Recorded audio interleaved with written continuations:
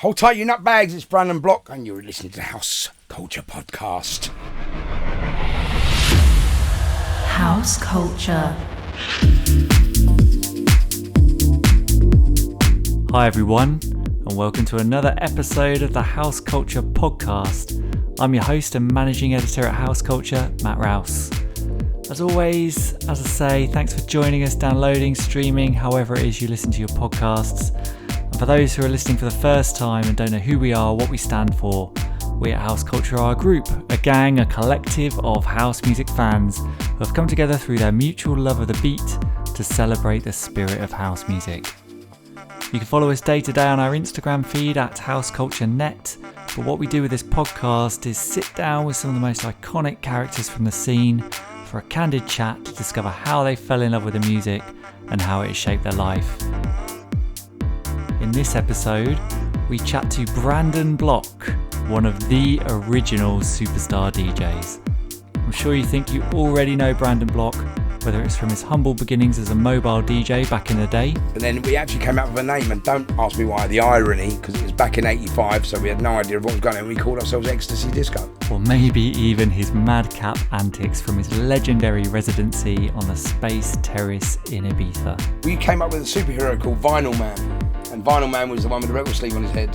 So we had duplex Vinyl Man, so that's why we used to put them on and have the little faces out here. But that was just one of the antics we used to get up to. We used to do some really, really crazy things. However, as you'll hear in this hour-long chat, his overall story is most definitely an inspiring one of recovery. By all rights, he shouldn't even be here today. Well, when I went there to see him, he said, I don't know how long you'll live with the amount of stuff you're taking. He said, I really don't. He said, I'm a medical doctor as well as a psychiatrist. I have no idea. I said, you could keel over any time. He said, but I can guarantee you this, you will not be in the next 2 weeks. So let's all get a lesson in the power of change from a man who has been on an epic journey of discovery that just happens to involve a bit of house music along the way. May I present to you, Brandon Block. House Culture. Cool, so Brandon, thanks for making the time for us, accommodating us in your wonderful shed. Can we call it the Block Shed? What do we call this place? Home. Yeah. Lovely stuff. Yeah, I like it in here. Cool, and you're one of the superstar DJs from the height of that era. Loosely, I think there was quite a few of us who had some infamy, let's say, and some well-known stuff. So, I mean, listen, I love that people think of. It was a great era. I mean, look, it's very profound. If you look at it a way that's, it's mapped our lives. Musical genres don't, or musical scenes or movements don't last this long. They don't change the face of music. They add, they were there. So the 60s, the 70s was Beatles, and moving towards the 70s, and 70s was like rock and Rolling Stones and more Beatles, and then you had rock and sort of rock bands, and then 70s and 80s was electro-y and disco and new romantics, and then punk, and then obviously punk was 70s as well, wasn't it? So, but each one sort of lasted 10 years or so. Yeah. But this hasn't stopped, has it? No. This has just evolved and created. I mean, how do you describe it now? Dance music. I mean, it's everything. Well, dance music can cover so many genres. Does, yeah. I mean, that's what it does. Right? It's not even genre specific now, is it? It's a evolution. Yeah. Every single rock band or, Ed Sheeran's cool. Massive recording artists are all cool because they've all had dance remixes done. They can all get played in the festival. Festivals have brought many, the big festivals were traditionally rock, Woodstock. Yeah. I mean, the original Glasgow was nowhere near as orientated towards dance music as it is now. It was very rock and spiral tribey and, sort of pagan-y. Yeah. So to be part of that whole movement, or just an awareness, a culture. What do you want to describe it? I don't know, it could too deep. It was just to be part of that great fun time was cool. Incredible. So to coin a phrase, I was regarded as one of the superstar DJs. Excellent. So to get to that superstar status, what was it that first got you into music in the first place? See, I never aimed for that. That wasn't my achievement. It wasn't my goal. I had no idea that would end up, and I don't think anyone did. I don't think any of us at the time were just, we weren't thinking, we're going to be DJs and going to be, because DJs, when you look back, were radio DJs or, people who were on telly doing, Top of the Pops. And that's pretty much it. There was no real, there was no other. I mean, okay, there were some underground club DJs in New York, and there was some, some sort of crossover DJs here. Steve Walsh, Chris Hill, Robbie Vincent, lots of those sort of guys, friends of mine who I'm still very good friends with today. So yeah, what did it take for me? I just love my music. I always have. I was at school. I got a bit bullied when I was a kid. At school, and then I sort of found the lunchtime disco, but at a very young age, and ended up with my mates, who are my friends, very good friends to this day now, used to sneak me in under their blazers, and I used to go and swear and dance, and my back's a bit ruined at the moment, but back in the day I could dance well. I used to go to Dingwalls on a Sunday lunchtime when Paul Trouble Anderson used to play, and Norman Jay. I used to go with my friends, and we used to dance and spin, knee spin and backflip and jazz dance and shuffle, which is now the modern take on it. I loved it, man. I loved it. That's why I grew up. That was my thing. So what was the music that was being played at those types of parties? Disco, boogie, funk, imported soul and funk and jazz funk. But it was, a lot of the guys from the Americans, Larry Levan and people from Studio 54, were sort of inspirational for these DJs. It was just a great Sunday lunchtime, never any trouble. It was always, good fun and just the moves and just dancing. And I loved it. Been known to bust up, been known to fling foot, as we say. Recently been flinging foot again. I'll get to the reason why later. So did you look at those guys like Paul Trouble Anderson, Norman Jay, and think that I want that? Or I didn't even know at the time. The DJs I used to aspire to, and I don't know if I aspired at the time. I think it was something I fell into. I mean, I love my music, don't get me wrong. As I said, Robbie Vincent, Greg Edwards, Tony Blackburn, best disco in town, Lyceum on a Friday in Leicester Square. So, as I said, Chris Hill, Froggy, rest his soul, Steve Walsh, rest his soul. They're all bloody dropping. We used to drink in a pub called the John Lyon with my best mate Ali, Job, and another guy, a couple of friends of mine, Lee Birch and Jason. We were like the young, the older lot took us under their wings because we were like the little mouthy bunch. And we sort of got... well, as I said, we got nurtured, let's say, by the older lot. But that was it, and that was music. But we used to spend our hard-earned, let's say, my youth training scheme money on vinyl in the local Wembley market. And I remember Daddy Ernie, who's a DJ on Choice FM. Yeah, he used to run the market. So we used to go in there and buy imports each week, and we just amassed our collections. We weren't able to afford them Technics yet because they were very, very expensive, and they were, for the real vinylist, turntablist, let's say. And then what was happening? The DJ who turned up to do the job, or didn't turn up one week, sorry. The resident DJ for the pub where we drunk, and the owners knew us very, very well and knew he was always in there. I was cashing checks which were bouncing every bloody week. I got taken into the bank manager the first month after I started my job and actually getting proper wages, and he said, "You're £600 overdrawn." And that was 35 years ago, and I went, "I have no idea what you're talking about." He said, "Well, I do." He said, "You've cashed about £700 worth of checks in the John Lyon. You haven't got any money." I went, "Oh, I'm very sorry about that." He said, "You will be." And I said, "Den and Edie are all right." He said, "It's not about Den and Edie. It's about you not spending bloody money." So anyway, I was overdrawn for God knows how long after that, trying to pay this debt off. Anyway, so and then so the DJ gig in there helped to pay that. Pay that debt. Not really, paying 30 quid between us. No way. But we got the job because the dealer didn't turn up, and Den said, "Right, go and get your records, then you lot." So we went home, got our milk crates, went back, played music. It was a great night. He said, "You can have the job." So that's how the career started, really. Yeah. And so what year was that in? That was in 1983, around there. And the funny thing was, just after that had happened, myself and Ali, we sort of didn't branch off. The pub shut in 85, unfortunately, but we were asked by the actual the pub group, let's say, Pub 80s they were called, I think, at the time. That Punch or the people who owned the brewery. Yeah. To go and play some of their other venues around town. So we invested in a British Telecom comma van, little yellow like a transit. And Ali did that. I went to Tandy and got a personal account, first experience of hire purchase, and got records. No, I got decks, which weren't Technics. They were just these belt-driven things. Belt drive is not the best way to mix, right? We know that. So belt-driven decks. We had a mixer, Citronic, I think it was, and these two massive speakers which were really good. They really worked well, and it's an incredible amp, and I love this amp. It was just, all you did was plug 2 speaker wires in the front of this amp, 2 phono jacks, and turn it on. And that was it. There was no buttons. There was just 2 on. And it powered everything. It was loud as hell.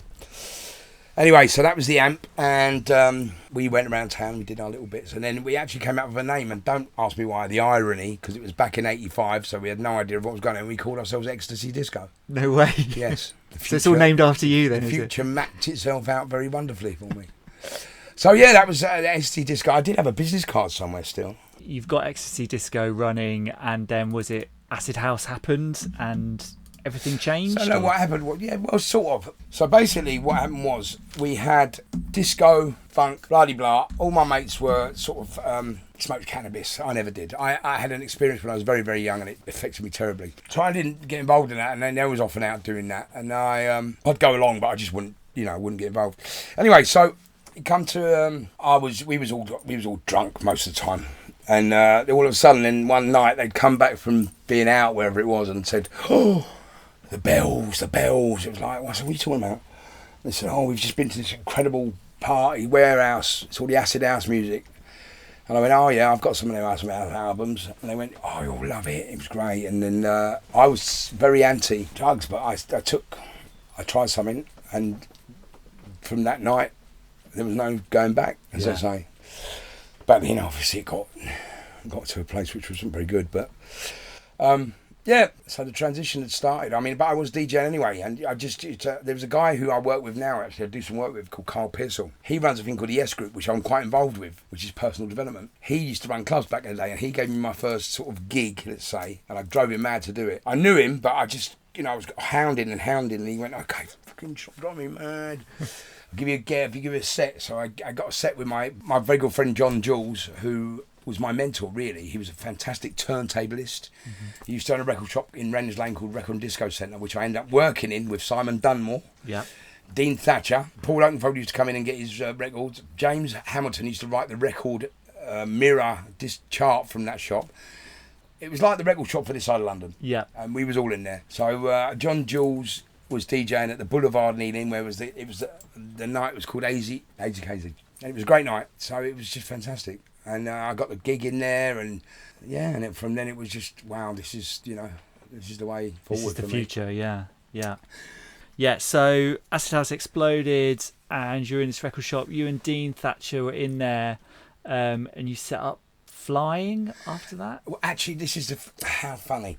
So we used to go to Queen's on a Sunday. Queen's was a fantastic club run by Phil Perry and Fiona at the time, his girlfriend, and it was just a wonderful Sunday lunchtime get together on the river. Actually, no, sorry, on the Queen Mother's Reservoir in Windsor, Colnbrook. And we all used to go there. And then what happened was, then the Queen's sort of lost the licence, I think, and they moved it down the road to Full Circle. But then at the same time, I'd also been working for Carl at this other Sunday night club called Haven Stables, which was a Sunday night. But what happened was, I got in really well with the owners of Haven Stables, and we got quite pally and got them involved in all sorts of shenanigans. Anyway, I came up with the idea, because Full Circle was down the road, and it was a bit further away, not much. And I said to Dean, look, I said, to be honest with you, I don't want to drive that far. Especially, after being out all Saturday night, and we can't afford cabs. So I'll have a word and see if we can do a Sunday lunchtime thing. And the Sunday lunchtime thing was called First. So that was called First. That was me and Dean Thatcher. And we sort of started that, and that became a real institution as well. And everyone used to come there on a Sunday. But what happened was, it was 12 till 6. So everyone used to come from over London. But then what happened was, then they'd shut for an hour and then open for the nighttime session. So I ended up just going out the road for an hour with whoever was there. And we'd just get, drunk and whatever, and go back for the nighttime session. So that's what started happening then. They ended up just leaving me in the bloody club, just give me the keys, and then I'd stay there. I'd have a quilt in the back of my Metro, so I used to just lay the quilt on the dance floor, and mates would stay around. We'd all just fall a kip or not fall a kip, or dance and play music, and girls would come and party with us. And then in the morning, the cleaners would come in and go, "Right, can you get out now?" And we go, "Oh yeah." But that would be Monday, and we'd start again, doing something somewhere else with shenanigans. But that was all, so that was all, and that's pretty much how it remained. Yeah. That crazy sort of not going home. Just finding the party every day. Just finding the party, and we were the party. Yeah. We'd have people come to our local pub in Wembley from all over London, because it was just so mental. Yeah, we'd just go back to the pub from Ealing, stay in there, go out, stay back in there, go out till the weekend, and go out again, and then again. And that became pretty much the routine for many, many years. Obviously, but as the scene expanded, the DJ bookings expanded, the demand for our services, I mean, it was all, not just me, it was everyone who was, making a name for themselves at the time. Just happened that I was, pretty way out there with the hedonism, and probably the maddest. I've got my Cane of the Year award out there still, which I held on to the title for quite a few years. Anyway, so yeah, and that's the way it went, and it was bonkers. So that was the very beginning, almost, and like just set the scene. And at what point was it that Fubar? Oh right, okay, so got set Fubar up at the Milk Bar. Okay, right, so. Here's a story. So I actually adored Lisa Loud, and I'd seen her from afar. I'd never actually got a chance to speak to her. And my very close friend Matthew, who actually took me to her first gig at the Trip, which was Nicky Holloway's thing. It was another story. But anyway, he did a gig in Oxford at Didcot Railway Museum. It was incredible because everyone was now they was trying to find these really, really cool places to do parties, and whoever found the most obscure way out venue was like the one who did it. So Matthew found that it did quite. It was we got taken to the venue on a little train set, and then you'd go, and then they had smoke machines coming out because it was all like some old engines in the big main hall. Yeah. So it's a railway museum. So there was like the gift shop was where we used one party where I was DJing, and then there was the big room where I actually ended up playing a little bit because I had to fill in for someone. It was my moment of, oh my God, I'm playing records in a big room, 2,000 people room. They had engines behind us, and the DJ setup was just in between these two massive engines, and they had smoke machines with colour coming out of the funnels. So you can imagine, it was like, wow, what an experience, and lasers. And so we did Haven Stables. Then me and Dean, we went to Queen because we loved Queen's, and we said, look, because every night we started being used, we said, well, do you want to do a Tuesday night? Haven Stables going, well, we'll we speak to Phil Perry and see if we'll use him to DJ because he does the Sundays. Can we do a Tuesday? We said, yeah, okay, well, what do you want to call it? So Dean then said, well, I've got a mate who's quite cool at this stuff called Charlie Chester. I said, okay, so we met. I knew Charlie anyway because I used to work with Charlie's girlfriend at the time, Karen, before all this started in an employment agency in Wembley. She was my boss, and we used to hang out together and get drunk. And so I've met Charlie before, and he said, I know Charlie. So we met up again, and Charlie said, look, I'm happy to help you do this promotion stuff. So we came up, and Dean had seen this flyer for flying with the trumpet thing, and we came up with the name Flying because we were flying. And that's how it was born. And Charlie became the immense promoter that he did. He took it, he embraced the whole, he saw how to do this stuff, and became very, very, very, good at it. So what were those parties? They were Sundays. Well, Sunday was for Queens, and we had party on Tuesdays, Flying. Yeah. But Flying, then Kylie started doing some other ones. We did Gosh, Dingwalls, did Power, Quatsy, and Brighton. There was all these other names he used for these certain parties with different people. Yeah. Flying opened the record shop, which I worked in for a bit, and then anyway, one afternoon it was our business. Well, it wasn't our business. Charlie did the business thing. I was sort of not big flavour of the month musically. I think I was too far. I wasn't cool and trendy. I was more way out there and crazy, let's say. Yeah. So Charlie sacked me one morning after we'd both been out all night. So I can't go to work. He went, well, I've got to sack it, haven't I? I said, are you winding me up? He said, well, no, not really. I said, well, you can't just be out all night and then sack me. He went, well, it's the way it is. I went, okay. Anyway, so that's what that was. That was normal Saturday morning stuff.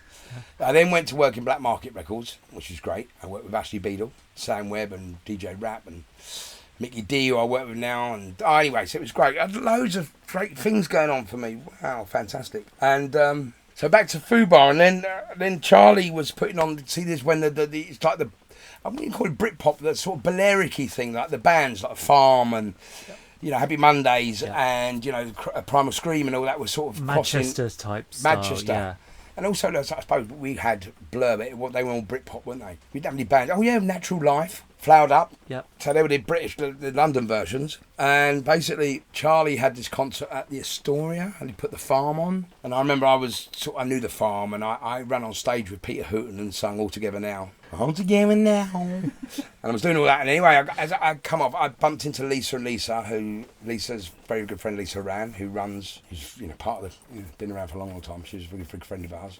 Yeah. I got to talk to the Lisas, and we just hit it off, and we partied, and we just got so much fun, and we just ended up hanging out from then for the next 4 years with all my mates from Fubar, and we had a little group of friends who we used to travel around with, which was fantastic and great fun. And then we did the Milk Bar, which was so successful. Queues down the road every week, and the Milk Bar was just a place to be in London, wasn't it? Well, I mean, yeah. Can you kind of set the scene? So the Milk Bar was Nicky Holloway's little baby, little precious gem of a nightclub in London, which was just behind the Soho. It was called the Soho Theatre Club. No, sorry, Sutton Row. Yes, opposite the Astoria. And it was just Nicky had everyone. We had Pete Tong, Dave Durrell, Darren Emerson.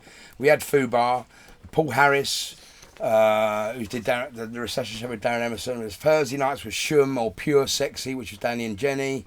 Friday was Back to Mine, Dave Durrell. Saturday was Pete Tong. Me was Sunday. And then the week was programmed. And, often we ended up being in there for most nights. So that was just, and what a place. It was just so cool. And then it turned into, and then the Velvet was the Milk Bar. Velvet Underground. And they moved the entrance. Oh, man, it was just, wow. What was the music? Was that the only place you could hear this type of music? No, God, every club in London was now playing house music and dance music. The Rumba was Bobby and Steve. You had the sort of American-y kind of influenced house music with garagey stuff like New York, and then you had the more, I suppose, Balearic type who had embraced and you got the Boys Own type stuff, more Roach Motel and early sort of English deep house, I suppose it would be called. There were so many little, niches, but we all had a common value, and that was just having fun and partying, which was true across the board. So yeah, it was brilliant. So when was it you first discovered Ibiza? Right, so Ibiza for me was 1990. Charlie Chester, we said, right, I'm going to set this tour up in Ibiza. My mates had been the year before, in 88 and 87, and I was in 1990, I suppose, a newbie. I went out with Charlie, and we founded the way that we met the people we needed to meet, and he met the people, the club owners, who was going to put the club's nights on with, and so then Charlie, he booked the 1990 trip or 1990 trip, and then didn't book me for it, which I always sort of regretted a little bit. Anyway, so I thought, you know what, I'm going to go out there again because I had such a great time, and I took my other mate, and we went out. I knew Alex because I met Alex at Haven Stables, and I knew Alex had a club out there or was doing something, so I got messages through mates of Alex's to him. He was in the right state. Anyway, he'd had a right fight with a Guardia Civil and anything at that point. Anyway, so Alex said, come and play at my club, and I went, I'd love to. So me and my mate took all my 5 boxes of records in the morning. So what club was that? Space. Yeah. The Space Terrace, the infamous Space Terrace. And I went on this, I went, oh my God, what a place to DJ. Can you imagine just open air, think, oh my, all these pretty people just strolling around in the weirdest and wonderful clothes. You go, oh my God. So I played that day with him. There's a lot of people from London there, all mates of ours. He said, how long are you here for? I said, I'm staying for the summer. He said, well, you just play every day. You play as often you want. I think we started, it was only Sundays we was doing at first. And then the artists started getting busier and busier, and they said, right, we want to open every morning. So me and Alex had to take turns to play every morning, which was, you can imagine. And then that would be at 6 a.m, but don't forget, we'd go out the whole night previous and directly from Space. So that's how it started being that whole, go out, come home at 6, go straight to Space, play, go out again, and you're going to get bloody ill. Yeah. And I did that for a while, long time. And then we both started suffering a bit. So those events at Space, obviously you play for so long, and it would be like a real party atmosphere, and you could just kind of get away with playing anything. Did you enjoy that freedom as a DJ? Well, it was the eclectic set, wasn't it? It was the whole Ibiza Balearic feel, and Alfredo championed the whole sound, didn't he, by playing various, sort of rock music, punk music, whatever's a good record. If you're a music man, you know a good record, it doesn't matter what it is. We all have guilty pleasures, and I often listen to them, but I don't call them guilty pleasures. It's just an era I was in my life, which this music I liked. Yeah, someone has said to me that the term guilty pleasure is a nonsense. There's only pleasure. It's not guilty pleasure. What are you guilty it's just about? pleasure. Yeah. They call it guilty pleasure because it's not obviously cool. Yeah. But that's, music's cool. Music across the board is cool. And if you're able to make music, you're cool. And in the right context, playing the right track at the right time. Yeah, having that musical awareness and knowing that certain sounds will resonate at a certain time. That's what it's about, isn't it? Because you think music is the language of love, it's the language of communication. And if you think about back in the caveman days, how did they communicate? They communicated before they could speak, you can well imagine, by making sounds. They sent messages by drums, didn't they? That's how they communicated. So, if you're communicating through music, and then, people love listening to classical music, because it resonates. People love listening to Mozart, listening to Beethoven. These people write classical sonnets and stuff, and you just go, wow, it's a beautiful piece of music. It comes from somewhere. It comes from a creative mind, and they create these, that's what music does. Anyone's creative. Look, everyone's creative. Everyone just has to channel their creativity. So this is why the human race is such a credible species, because look, the creativity, look, 200 years ago you wouldn't be sitting in a place like this, whereas evolution took a lot longer. So you got to be really sort of, wow, man, what is this? I'm amazed. I appreciate things so much more since I've been on my sort of journey, and I look at things and think, wow, who would even... So yeah, music is no guilty pleasures. Music's just pleasure. Yeah. All kinds. So all of that eclecticism that you brought into the Space Terrace sets, I do admit that I was there a few times, and I remember specifically one time record boxes on heads and just general chaos. But the party and the vibe, incredible. We came up with a superhero called Vinyl Man, and Vinyl Man was the one with the record sleeve on his head. So we had duplex Vinyl Man, so that's why we used to put them on and have the little faces out here. But that was just one of the antics we used to get up to. I mean, Christ, we used to do some really, really crazy things. But I think we got in touch with our inner child there. Yeah, and people responded to that. Of course. Yeah. That place. I can't describe what that feeling was like in space. I cannot. People ask me how credible it was, and you just can't describe it. I don't know how to explain what it was like to play music of your choosing and having people dance like that, like there is no tomorrow, this is just the moment I'm in and I'm using it. Nothing better. You immerse yourself in that moment, you're in. Yeah. You're done. So, yeah, it was an incredible experience. Really, really... that's why it resonates. 30 years on, people still talk about it. Yeah, and you changed people's lives. You mentioned your partner in crime, Alex P. Wasn't there some kind of special way that on the Space Terrace that you guys had to bring in the booze, and that's how you got paid on the profit of selling on the terrace? That was all Alex first. I wasn't involved in that part of it. He did that the year before. He had an idea with a friend called James, who had decided that, because what we used to do in Ibiza, we used to rent bars to people in the summer. They didn't own the clubs, never owned the bars. They used to rent them because it was easier for people to stock them, and they make a profit and they take a profit from the take-ins. Right, so Alex decided with James, they saw the terrace of Space. Place was always an inside, dark, very dark, cool techno club. I think Alex used to play there anyway. They approached Pepe and said, look, we'd like to do this project, and they said, okay, in theory it sounds good. Pepe had a cafe concerto license, which means you can just shut for an hour and open up again at 6 a.m, which was great, and stay open all night. So they sort of came round with this idea, and it would be the bar, Alex would stock the bar or whatever. So that's how it happened. Trouble is, when I started working there, we just gave it all away. We'll drink it ourselves. And then we had the thing of Space said, right, we'll take the bar off you, we'll buy it off you, and we'll give you your books you can sign for, your drinks, and take it out of your wages, because they put us on wages, they to get social security numbers and all that. And we had the practice of signing each other's names. But Alex was better at it than me, and I got into Space one week. I got to get me wages, and they said, you owe us £2,000. I went, well, 200 pesetas. 2,000 pesetas is better, not 200. That was a lot of money anyway. I went down. They went, look, it's not my writing, it's his writing. So then the next day I've done the same thing and signed his name in the bloody book. Anyway, so it was quite fun. But that was the practice to sell bars, and then obviously Space took the bar and they ran with it. But then the people were coming to the island, so it was just incredible. And so the summer that you used to spend out there, did you used to live on the island? Lived on the island. Take all your records out there. Take my records out there, leave them in wherever we were staying, 5 boxes of records, and carry them to every club I played in. Yeah. Not something that's easy to do. No.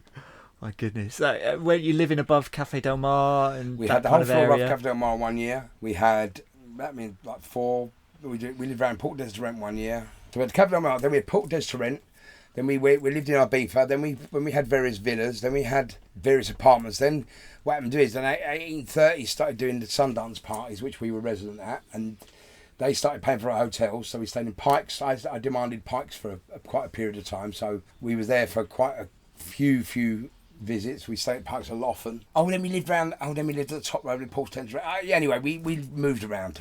Through the years, we had villa, we had everything. We tried and lived everywhere. It was brilliant. Do you think that era could be repeated again? Do you think? No, for health reasons, and also I just don't think that it was a moment. You can't, moments happen for a reason. I don't know how you recreate it. Who knows? I'm not saying that particular moment won't happen again, because it was when it was, and that's what it was for. It was meant for a reason, like everything, and that's incredible. So it's a complete kind of super club era. Obviously in Ibiza and in the UK at that point there was kind of a massive club pretty much in every major city in the UK.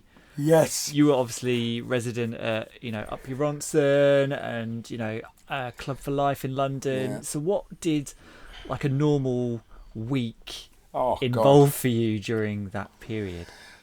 I mean, look, before I went on my journey, let's say on my path, when my path changed direction, it involved getting on lots of trains, lots of traffic, lots of driving between venues. I mean, God, when there was the clubs up north, and we used to drive up north at the M1, we'd have to do 3 or 4 clubs in the night, so we'd all be crossing paths on the motorways, like I'm going to Blackburn now, then I'm going to Preston, then I'm Burnley, then I'm back down to London, then I've got to go and do, and clubs were open all night, so you could... That'd be one night? Yeah. Wow. Sometimes. Yeah. I'm not all the time, but that did happen often. Doing an hour and a half for each one, you have to work out, so you'd hour between, you get there and you do it. So Passion in Colville, for instance, and then it was, oh man, it was just a schedule like that you would not be able to keep up with unless, you were doing something. Well, and that's why you were obviously the winner of the first ever Caner of the Year award at the Music Magazine. That was in Birmingham. Awards. I remember well, yeah. It was pretty crazy. I mean, I got my job. I mean, I did my work. I did my DJ, often in some very, very precarious states, but I did it. It's all a bit of a blur, to be honest. I mean, I had some great nights. I mean, look, for one club, Passion, for instance, when we used to, they got so sick of me asking for them to go up to the bar for me, they put optics behind the decks. But that wasn't very financially viable, because we drunk all them and asked for another refill, and they said, no, we'll go back to the other thing, and they took them down again. So, yeah, but literally, it was a small DJ box, and we had 3 optics there. It was like, you just turn around and just get you what you wanted. That was a long, long time ago. Yeah. So what was, in terms of kind of substances and things like that, what was the point where you just knew it was just not sustainable? Well, I was ill.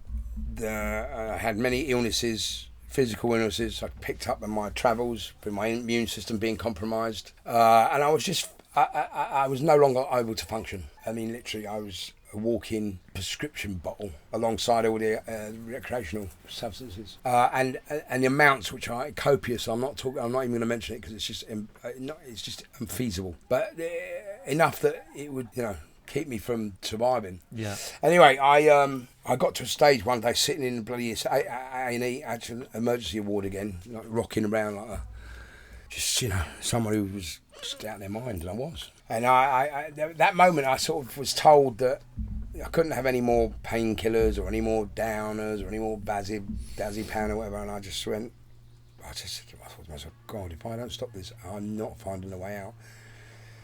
And I had a realisation, I had an awakening, which was fantastic, because I could have quite easily not. Yeah. So something happened for me which said, you need to live, and you can't do it this way. It's not going to work. Yeah, it's not going to work. You've just overdone it. And what year was that? 96. Yeah. So 96, I made the decision that I would do something about it. I don't know what, because there was no information. There was no, you couldn't just pick the phone up. You couldn't just go somewhere and go, I need help. I don't know what I'm doing.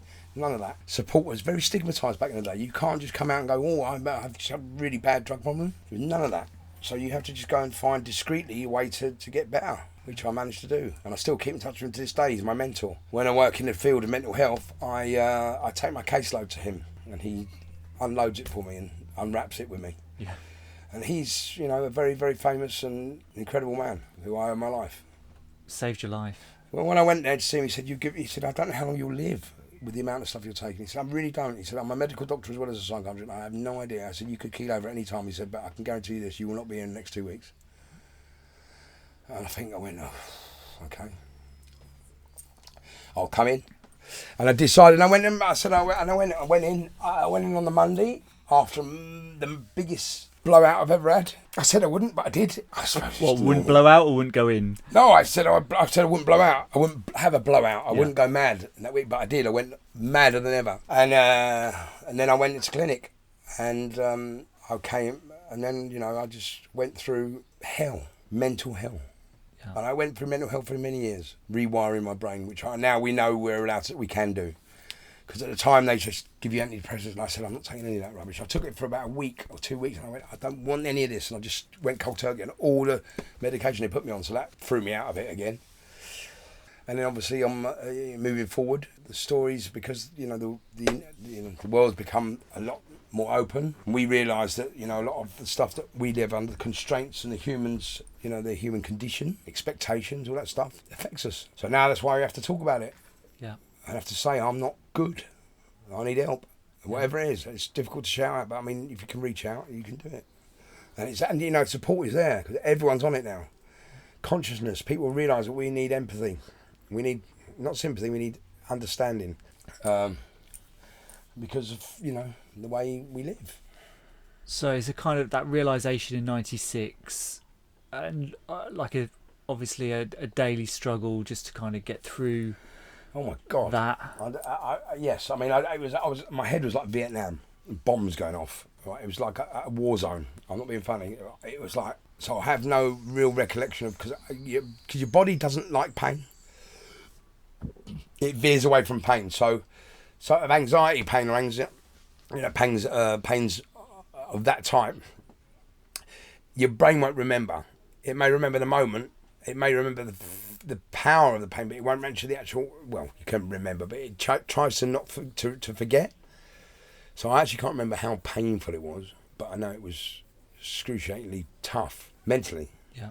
Not physically, but I mean my physical health was not great. It was terrible actually. My body was dying, but my brain was just scrambled. There's some pictures you can show. I mean, it was like a exploded circuit board with no neurons to attach any bloody connections to. So I had to rewire everything basically. Wow, you've come out the other side. It's amazing. I mean, it's a long time ago. I shouldn't be saying victim stuff. Great. I'm very grateful I'm here. But at the time, it was frightening. Jesus, I had no idea what was going on. And you don't have the information. You can't read anything. My actual saving grace at the time, I don't know if you won't remember because you're too young, but I think you probably are as well. But there was this little range of books. If you went into a chemist, they had little booklets on bowel, irritable bowel, and all these little conditions that we suffer with. Yeah. And one of them was stress. And I picked it up and I went, okay, I read it. It was only 20 pages long. I read it and I went, it reduced my anxiety to so good. That was my little go-to for a long time. That's what made sense to me because I realised what it was that was going on, anxiety and the fear and why my brain had been deprived of the normal high chemicals and what had happened. So I sort of started working that out for myself. Yeah, which I did. So I'm very grateful for the little book of stress. Amazing. So Brits, you should talk about the Brits. It was a moment of. So when you up for an award? Right, so here's the story.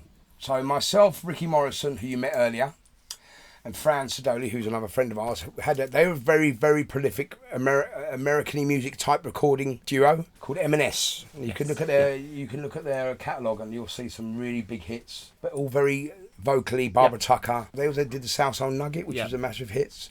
Anyway, so I'd come out of the clinic in '96 and I was still battling with my demons for many years, but I was in a bit of a state like this still. But anyway, they said, look, we've got a remix to do and we wanted your input. So I went and did this remix with them.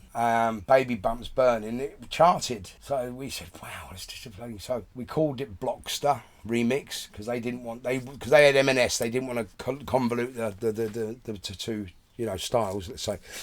So we called it Blockster, and then they said, right, let's make another track, which we did, which we remixed the Bee Gees, which is just happens to be there, the blue one, You Should Be Dancing. That charted at number 3. So I was then on top of the pops, right? Which is the moment of my life. Had a wonderful time, top of the pops. It was all the world was going with, it was record deal and everything. And so the next week, or the year later, I think that the Brits were on, and my mate used to employ me pretty much every year to play at the Brit Party afterwards, right? He run the production company. So he rang me up and said, look, this year I've got someone who's a big hit called Ali B, who's been Capital Radio, but Ali B let him down. He said, can you do it? I went, yeah, of course. Anyway, so I was playing at the Brits anyway. So in the meantime, the minister said, we've been nominated for the best British dance act because the King of My Castle, which went higher, is American. So I said, well, get us a table. Well, no, we're not going to win. I said, well, I don't care, just get us a table. Don't be so tight. And they said, all right, we'll get a table. So we got us a table. They filled it up with very, very rich people. And there was me, my dad, got my dad over, me, my dad, Fran and Ricky, and my mate Tony Byrne, who's a radio plugger, who's a fantastic guy. King of the big ups, he called himself. Big up your record with me.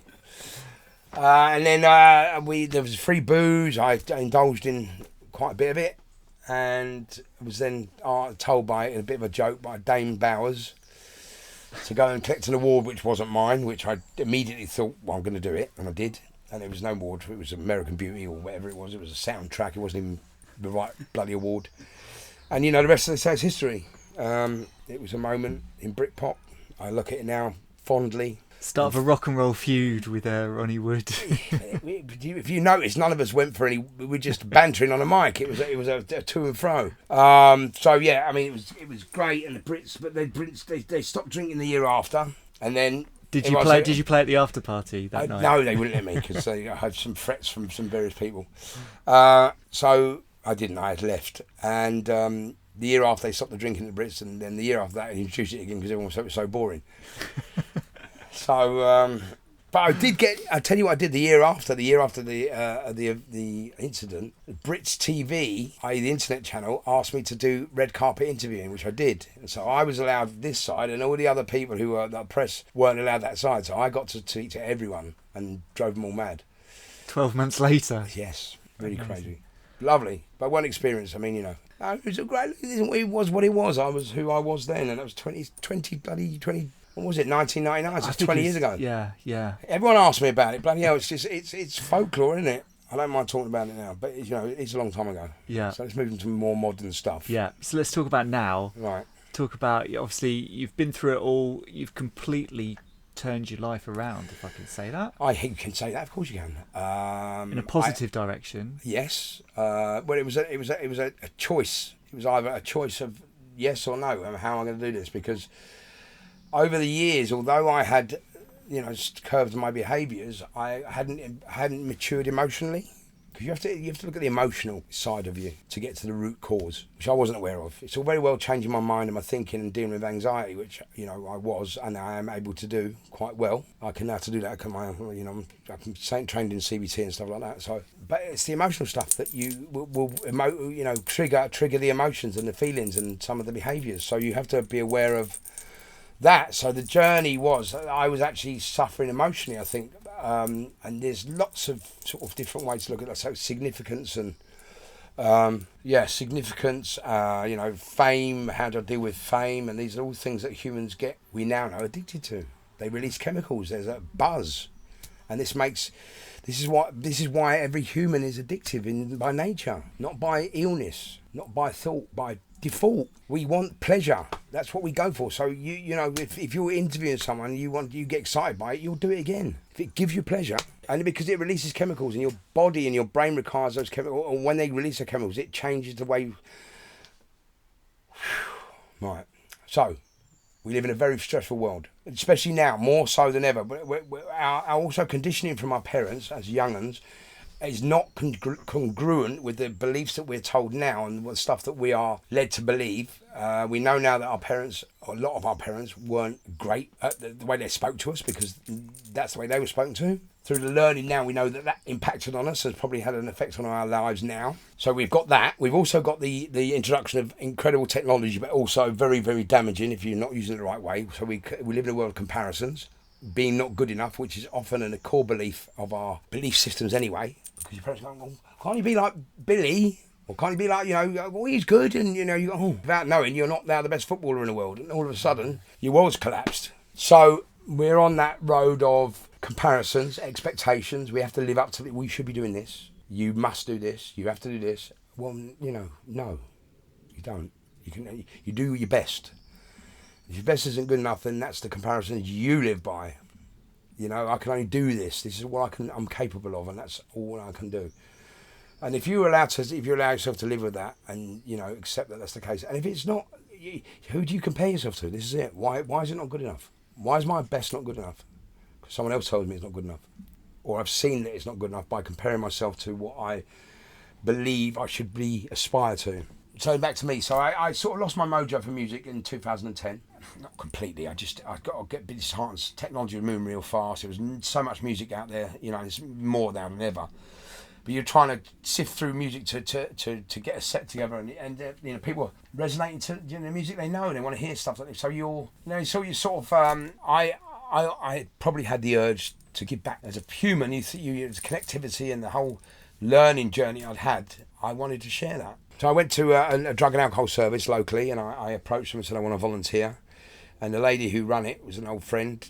Turns out, she said, come on, you know, you don't know it all. You have to go on training courses because it's not what you think. You're not just coming here telling people how it works for you. You've got to listen to what they've got to say. So it's this holistic approach and listening to how their life is, because everyone's life's unique and their experience. So what I tell you will probably not mean anything, but one nugget of information might think, oh, I could use that. That might change me for the better. So, I went on this journey. I did that job for a long time. I went to work for the NHS after that, and that was really where I burnt out because we weren't given the support we required. I was working with very, very, very complex people. It's called outreach when you go to the houses, people with mental health issues, substance abuse, crime, and homelessness. They were the worst of the worst as far as the treatment system is concerned. So they judged them on the money they impacted on the system. So A&E call-outs, police call-outs, you know, visits to treatment centres, hospitals, could be anything. Yeah. And some of these people were costing hundreds of thousands. But yeah, they still left them on the streets. You know, you could have invested 30 grand of that money that you spent and rent a flat for a year. There is something called First Housing now, which I think does a similar model. Yeah. Anyway, so that burnt me out. Because I have an empathy, I've got an understanding, I I took a lot of that stuff on, unfortunately. Yeah. Because I didn't have because what we used to, in the old job, we used to hand over every night. We used to go and have a chat, leave it with the managers. Yeah. And you'd go home, you'd have a head free. But whereas this, you who knows? And these people are on the edge of ODing and, not survive in the morning, and you just think, wow, what if I said something, God, how do I speak to this? And you go home with this stuff. You can't speak to anyone. So I actually realised that's what happened. I got burnt out. Anyway, the project came to an end, but in the meantime, I'd been asked to go to Celebrity Big Brother, which I did. And again, this is a moment of why am I doing this? Why asking myself. I knew I had demons to overcome, and I thought maybe I should do it there, which was a big mistake. What happened there? Well, a psychiatrist who was a big fan of mine. He was a lovely man. He said, I'm a big fan of yours. Oh, wow, I couldn't believe it was coming. He said, and I told him what I was doing. He went, oh, my God. He said, I couldn't do that job. He said, and you've just finished. I went, yeah, he went. So he said, I'll keep an eye on you for the next few days. And it just got worse. My anxiety got better of me in there. I just had too much going on in here, trying to let go of all the stuff out there. I've got clients who've got data protection, and what if I say something, and all this stuff. And you think, oh, my God. Yeah. So I had all this stuff, and it just wasn't leaving. It was just I had to be. I should have left the job 6 months previous and worked on my stuff, and I'd have been fine. And anyway, I walked out. It wasn't a big show. I just said, look, it's not for me. I'm not, feeling great. I need to be, safe. So I lost all the money, but for my sake of my sanity and my health, well-being, I had to make that move. Yeah. And then I came out and went to a Tony Robbins event, which I loved. I mean, I loved that. I was looking for something. I said, I'm a broken man. I need to find something emotionally which is going to fill me up again. I don't know how I am. And then I went to this event and I thought, I found a route of what I can do now. Because there was lots of it resonated with me. I'm a good networker. So I networked and I met, turns out Carl, who I mentioned earlier, he ran a group on the back of the Tony Robbins, been running for 25 years in London called the S Group. And I went, when we spoke in the gym and he was trying to tell me what you did, and I never knew, and he said, this is what, so he said, come along. So I went and I thought, oh wow, this is great, I can do this. My story's valuable. I realise now, and people go, what? Yeah. When they tell them about what I've done and what I've been through, now I've come out there, I go, oh, wow, it's like a big, and I always never thought that because I always had this negative thinking. It's only now that I think, wow, I can help people because I've learned a lot now. I've learned a lot of how we think, how humans react, about the environments we're in, about, what causes us to think, behave in certain ways. And, there's some more learning I've done, which is incredible. I won't baffle you with it now. But so, moving forward, I started networking and doing this stuff and meeting people, some really cool people who've also had incredible life stories and changed for the better. So I met up with Carl, introduced a girl called Michelle, who's fantastic, Michelle Allen. I met another guy who unfortunately is no longer with us, but the three of us sat in this office and talked about our journeys, and we cried and we got emotional, and we just went, wow, mate, man. And I told her the stuff I'd done, the tools I'd learnt through my drug and alcohol stuff and smart recovery and CBT and REBT and, you know, sitting guilds and, you know, the MBQs and sort of. So I did quite a lot of learning, believe it or not. I'm never congratulate myself, but, you know, for someone who never looked at a book for 30 years, to write essays on an MBQ and pass it, and then do sitting guilds and pass a certain section of it. It was great, good stuff. I learned a lot, and we just sat there and discussed, well, we know the impact of mental health is getting bigger on the world because we get to see it, and people, you know, I noticed myself, and we all noticed that the fact that we look at Facebook and it doesn't make you feel good. Yeah. It's meant to make you feel good. You come away thinking, God, I'm techno overload here, and I'm worried about what people are saying and thinking by this. And no. So we've got to find a way to impart this message that, you know, we can be happy and happier by changing a program or changing a little something. And I'm not saying positive mental attitude, wow, we're Batman all day long or Superman or Spider-Man. It's hard. You can't do that because life is not like that. You've just got to be in a position to accept life on life's terms and say, you know, this has changed. That's happened. How am I going to deal with that? Because it's affected me in this way. We came up with saying, look, you know, by changing certain things, you will resonate. If you do it often enough, you do it every day, you'll feel different. After 2 months or a month, you'll feel different. If you carry on, you won't go back to the old thinking because you would have changed your neural pathways by then. You would be thinking new, more positive thoughts. And there's a whole, I'm a goal mapping practitioner. I met a guy called Brian Main, who's incredible. Turns out we'd known each other for years. No, we hadn't met as such, but we'd been in the same room. He owned a nightclub in the Isle of Wight. And he'd had a journey of, lost a lot, came back with from a place of real panic and what do I need to do, and came up with this, this program of goal mapping, which is fantastic. And he gave me the practitioner's course, so I teach that. I coach that to people now. People come to me about drug issues a lot and ask for help, and I'm happy to do it. I don't get involved in the counselling so much anymore because it's too many blurred lines in health and safety, but I'm happy to pass people on and signpost them and talk to them for a little bit and say how much better it'd be without. And then I've got other people who ask me, because of more of the coaching side, what I found is, and this is now, that we're at an age, and people like myself, who I'm 52, but a lot of my peers who are of a similar age, who were very famous or busy or successful and have now, because of this sort of dramatic change in the way we do business and the way we interact and the way that music's made, and other DJs have become very, very big and famous, and the different demographic, and their life's plateaued, and they're like, what do I do? I'm only halfway through it. And you think about it, 50 years, you're only halfway through your life. What do you do? Yeah. So you think better. That's what you have to do. You have to change their thinking. You have to start. I mean, it's difficult, but you do it. And over days and practicing and thinking, I'm changing my thinking. I'm doing a different thought. Over days, what happens is you slowly begin to change. But the trouble is, because we live in such an instant gratification world, we want that change quick. If it doesn't happen, we get disheartened. The goal we set don't get achieved, and we're too hard on ourselves, and we go, I'm not doing it. Yeah. And that's what happens. You have to accept that it's going to take how long it takes. It's not a switch off button. And it won't happen. It won't happen by taking drugs. Yeah. Because they don't work. So considering where you started and the journey you've been through to where you are now, obviously you're doing great things and positive things. Would you look back and do any of it differently, considering where you are now? You mean have my life mapped out? Yeah. No. Look, I think we all have regrets. I do not live in hindsight now. I used to. I don't anymore. I let go because it's pointless. Yeah. And it just makes you feel bad. What I should have done, what I could have done, if only I had, and nothing's going to change. Just let it go. Move forward. Having said that, if I'd have known what I know now, back then, maybe I would have done something. I've always said I probably wouldn't have been as hard on myself. Of course, the illnesses made myself so ill. Yeah. I always think, because I think, the body does recover very well, but there's certain things that, you're left with after such a indulgent past, let's say. So maybe I wouldn't have been as hard on myself. But, the other stuff, as I say, what's the point? What's the point in worrying about it or thinking about it or saying, oh, if only.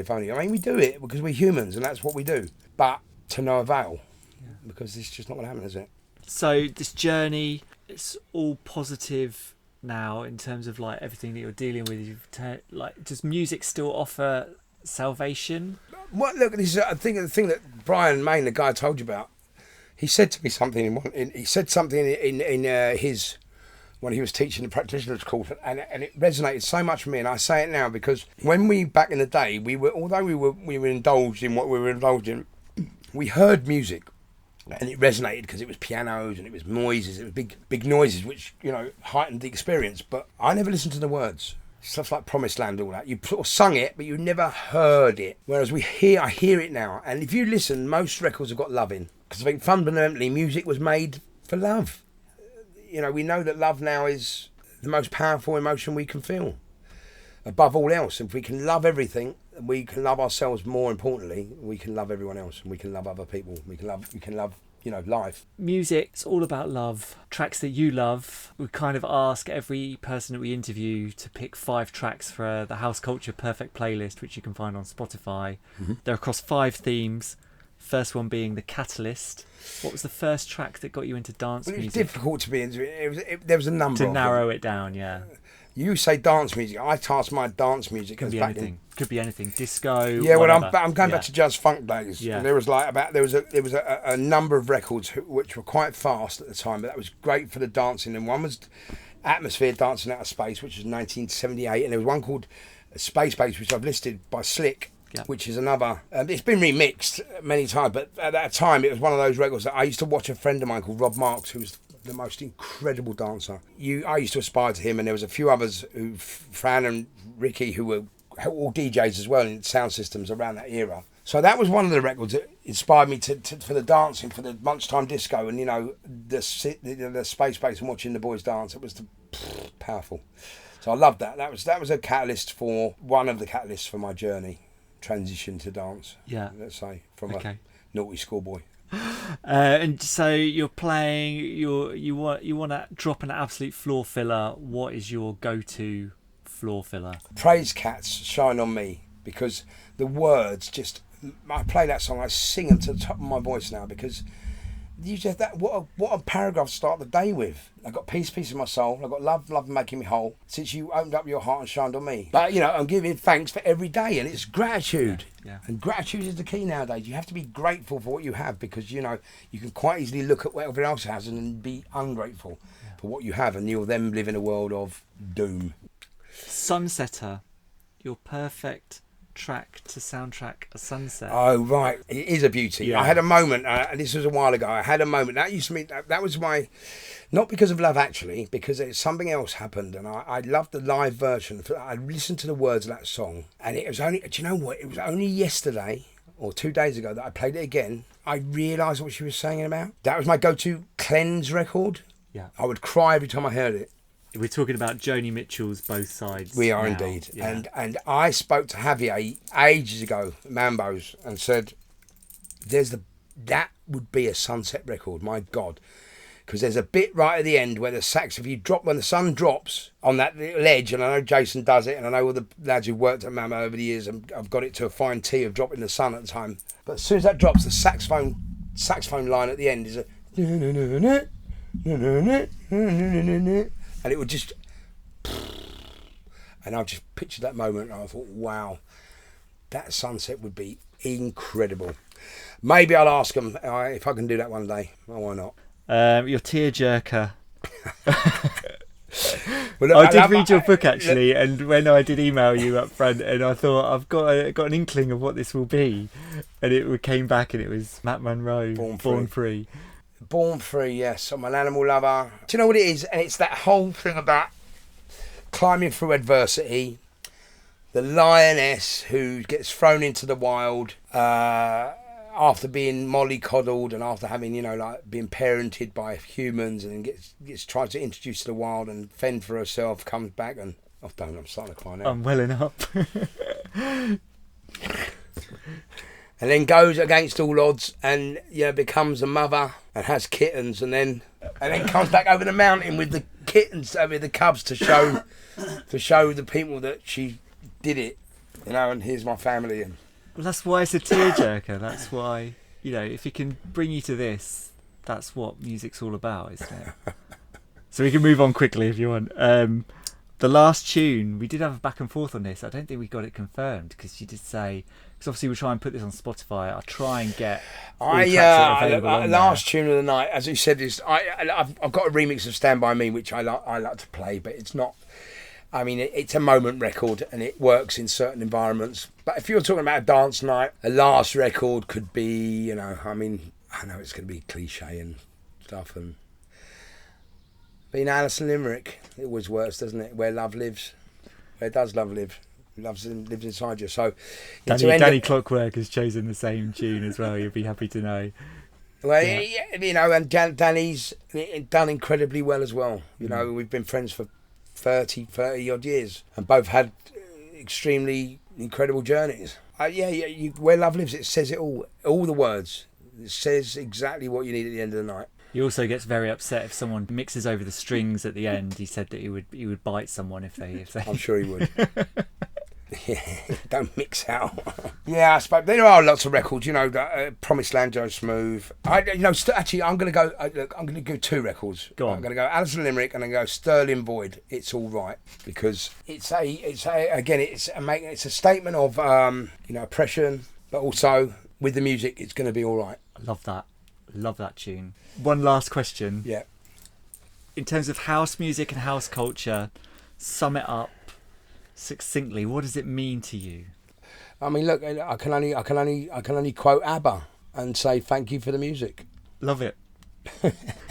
We can finish on an ABBA quote. It's all good. Well, you can say thank you for the music. We've been given something that's changed our lives. We've been able to live through highs and lows for 30 odd years with our music scene and our go-to clubs and our communities we've created and the friends we've met. So we've got to be thankful for the music. Thank you. Pleasure. Brandon Block, thanks so much. Hope you've enjoyed it. I loved it. Thank you. House culture. How inspiring was that? Wasn't it great to hear how Brandon has turned his own life around, and through his work in the mental health arena, the lives of others around as well? Bravo, Mr. Block. Also, make sure you check out all the good work he is doing with the Happy Days for Everyone team, either on Instagram at happydaysforeveryone2019 or online at happydaysforeveryone.com. In terms of the music tracks we discussed in this episode, as usual, you can find them all on House Culture's perfect playlist on Spotify, so make sure you search for and follow that to keep yourself up to date with the choices from all of our podcast guests. Again, that's House Culture perfect playlist on Spotify. And about that playlist, I know I said on the last episode, which was an interview with Balearic legend John Trencher, that his pick of the Reflex revision of Rebel Rebel by David Bowie wasn't available on Spotify. Well, it turns out that the version of the song that the Reflex used to create that very special remix is on Spotify. So I've plonked that banger into the playlist for you guys as well. And if you haven't listened to that John Trencher episode, why are you still listening to me? Get over to our podcast page and listen to it now. And whilst you're there, make sure you subscribe to us so you never miss out on future House Culture podcast releases. Then after that, as usual, please love, like, tweet, share, tell your friends, leave us a review. And a big shout out this episode to my man Rob Pryor for his kind words. He said that our Danny Clockwork interview, which was episode 1, was superb and he can't wait for more episodes. Don't worry, Rob, we've got you covered. So if you want to hear your name on air, be more like Mr. Pryor here and leave us some nice comments on Apple Podcasts. And why don't you come follow us and keep abreast of all things house culture by hitting up our Instagram feed at houseculturenet or by following the hashtag #TrueHouseCulture. And finally, you can reach out to me, Matt Rouse, directly on Instagram at DJ Matt Rouse. Thanks for listening. See you next time. House culture.